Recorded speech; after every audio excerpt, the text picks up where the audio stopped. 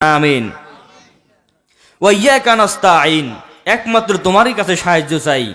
নামাজের ভিতরে বললাম আল্লাহ তোমার কাছে সাহায্য চাই। অনেক লোক দেখা যায় মসজিদ থেকে বের হয়ে মাজারের কাছে গিয়ে সাহায্য চায়, আছে না নাই? মাজারের কি কোনো সাহায্য করার ক্ষমতা আছে? কোনো ক্ষমতা নাই। মাজারের কাছে গিয়ে বলি ইয়া খাজা বাবা মেরা মতলব কো পুরা কর দে, খাজা বাবা আমার মতলব পুরা করো। খাজা বাবা কি মতলব পুরা করতে পারবে? খাজার মতলব পুরা করছেন একজন, তিনি কে? আল্লাহ রাব্বুল আলামিন। এগুলো হচ্ছে এই মাজারের মধ্যে লাল সলু পরে আগরবাতি ধূপকাঠি জ্বলাইয়া মোমবাতি দিয়ে মানুষকে একটা ধোঁকা দিচ্ছে, এরা ঠিক কিনা? মাজারে যে টাকা দেওয়া হয়, মাজারওয়ালা কি টাকা পায়? যিনি শুয়ে আছেন কবর, তিনি কি টাকা পান? তিনি পান না। কে পান? যারা এখানে থাকেন, ধর্মের নামে যারা ব্যবসা করতেছে, এই টাকাগুলো নিয়ে তারা বাড়ি গাড়ি টাকা পয়সা দিয়ে তারা ব্যবসা বাণিজ্য করে অনেক কিছু করে ফেলছে, ঠিক কিনা?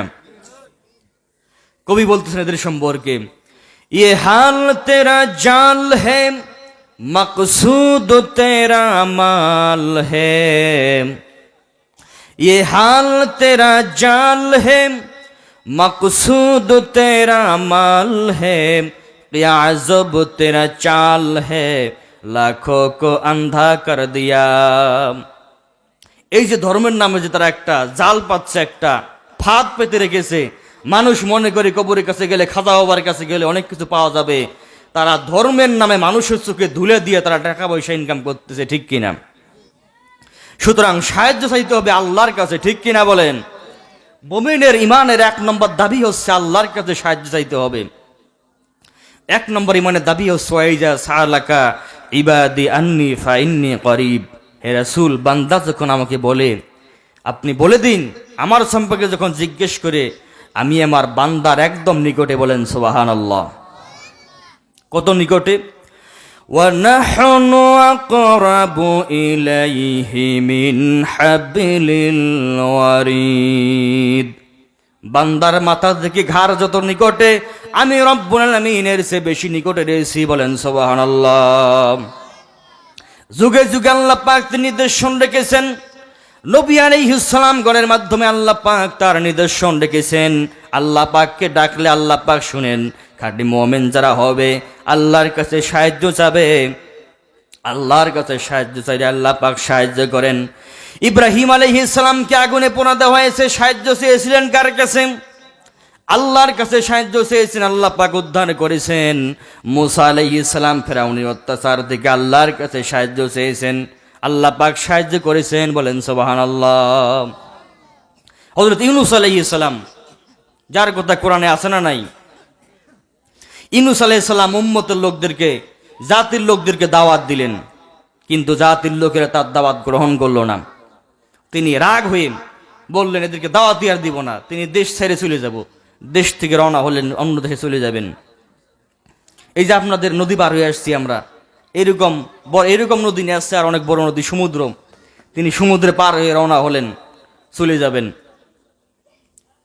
যেতে যেতে যে সমুদ্র রওনা হলেন, সমুদ্র নদীর মাঝখানে গিয়ে উত্তাল ঢেউয়ের মধ্যে পড়ে গেল।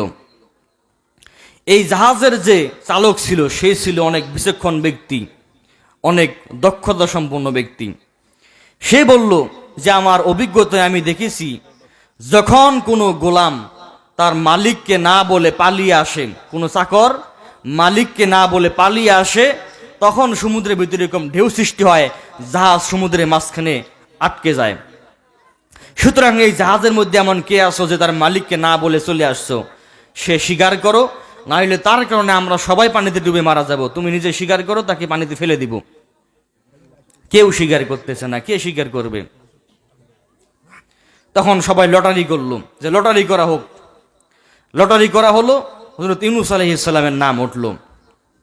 লোকজন বললো যে না, এই লোক তো এই কাজ করার কথা না, এত সুন্দর মানুষ, তার এত সুন্দর চেহারা, এত সুন্দর ব্যবহার, মানুষকে দ্বীনের দাওয়াত দেন, এত ভালো ভালো কথা বলেন, না ইনি হইতে পারেন না।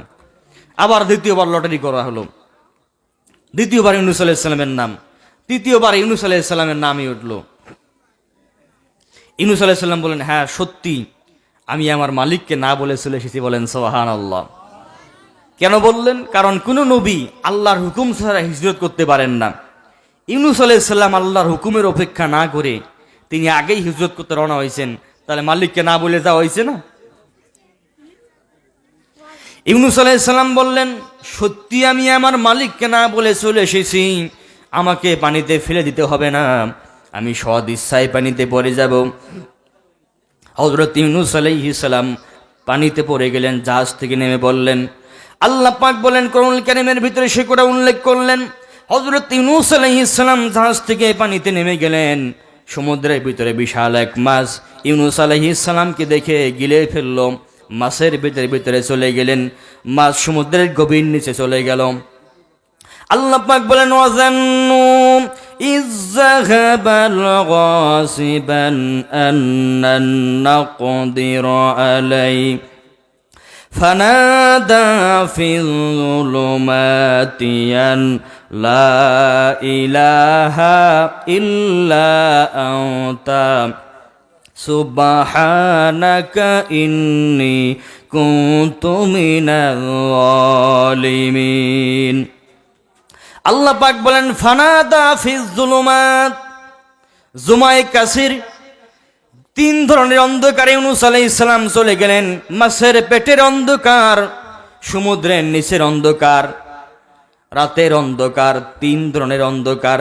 গভীর সমুদ্রে ইউনূস আলাইহিস সালাম চলে গেলেন। ইউনূস আলাইহিস সালাম চিন্তা করলেন, এইরকম বিপদে মনে হয় আর কেউ পড়ে নাই, আমি তো মহা বিপদে পড়ে গেছি, জানি না ভবিষ্যতে এরকম বিপদে কেউ পড়বে কিনা।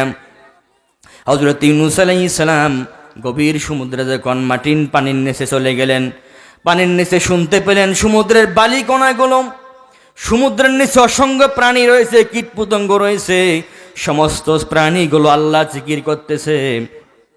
ইউনূস আলাইহিস সালাম সমুদ্রের নিচে শুনতে পেলেন সমস্ত প্রাণী কণা, বালু কণা জিকির করতেছে আল্লাহ আল্লাহ আল্লাহু লা ইলাহা ইল্লাহু আল্লাহ আল্লাহ আল্লাহু লা ইলাহা ইল্লাহু।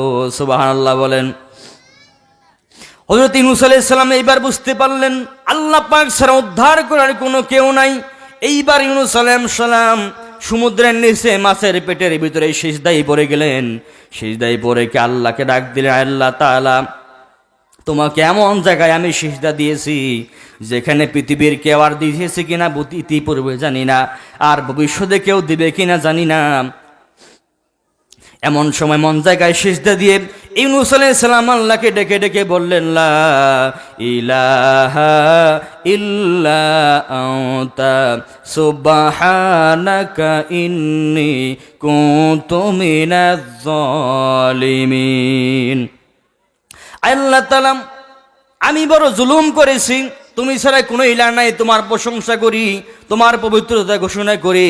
আল্লাহ পাক বলেন হযরত ইউনূস আলাইহিস সালাম সমুদ্রের অতল তলদেশ থেকে আমাকে যে ডাকটা দিল, ইউনূস আলাইহিস সালামের ডাক সমুদ্রের উপরে কেউ শুনে নাই, সমুদ্রের নিচে কেউ শুনে নাই, আকাশে বা জমিনে কেউ শুনে নাই, একজন শুনতে পেয়েছেন, তিনি কে?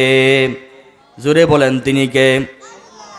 আল্লাহ পাক বলেন আমি ইউনূসের ডাক শুনলাম আর সঙ্গে সঙ্গে জবাব দিয়ে দিলাম। ফাস্তাজাবনা লাহু ওয়া নাযাইনাহু মিনাল গাম্মি ওয়া কাযালিকা নুজিল মুমিনিন। আল্লাহ পাক বলেন আমি ইউনূসের ডাকে সাড়া দিলাম, তাকে বিপদ থেকে উদ্ধার করলাম। আল্লাহ পাক এইটুকুন বলে শেষ করলেন না, ওয়া কাযালিকা নুনজিল মুমিনিন, আমার মুমিন বান্দারা যদি এইভাবে করে বিপদে পড়ে যায় আর যদি আমাকে ডাকে, আমি আমার মুমিন বান্দাদেরকে বিপদ থেকে উদ্ধার করব। বলেন সুবহানাল্লাহ। তাহলে আল্লাহ পাক ওয়াদা দিলেন, ওয়া কাযালিকা নুনজিল মুমিনিন, মুমিনরা যদি বিপদে পড়ে যায় আর যদি আমাকে ডাকে, আমি আমার মুমিনদের বান্দাদেরকে বিপদ থেকে উদ্ধার করব। তাহলে আল্লাহ পাক যদি উদ্ধার করেন, আল্লাহর কাছে সাহায্য না আছে, কেন খাজা বাবার কাছে সাহায্য যাব? ঠিক কিনা বলেন?